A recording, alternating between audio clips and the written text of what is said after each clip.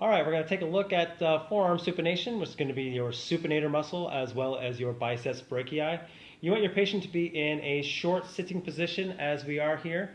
The test needs to begin in full pronation, and the patient will try to supinate the forearm until the palm faces the ceiling, and that is like the best way to tell your patient what to do is just turn your palm up. So get them in full pronation just like so, and I want you to turn your palm up like so, okay? So that is going to be a grade 3. Once she completes that, go ahead. There's your grade 3. Very good. And then now we have reached this full range of motion. What I'm going to do is I'm going to try and break her back into pronation. So hold that, don't let me move you. Okay? Unyielding, so she's a 5. So if it was a 4, it would yield a little bit. There we go. We already saw a 3. A 2 is going to be in a gravity eliminated, or not eliminated, but a reduced position. So I like to start into pronation again, just like that. Let's bring the camera down to here. So see how she's in pronation.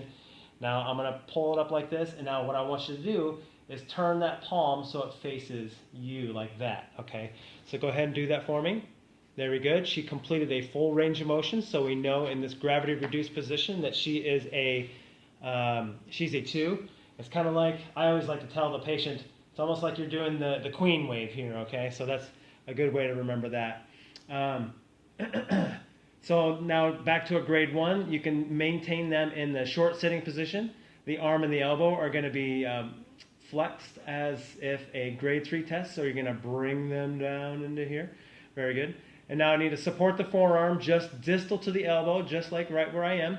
You now need to palpate the supinator muscle, which is just distal to the head of the radius. On the dorsal aspect of the forearm, okay?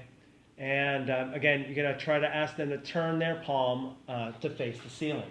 So that radius is always on that thumb side, so it's just kind of deep into there and on that dorsal side. So they're pronated, and now go ahead and try to turn up like that. Okay, that's what I want you to do.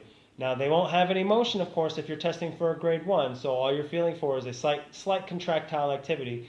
But there's going to be no limb movement. And then, of course, 8-0 is going to be no contractile activity.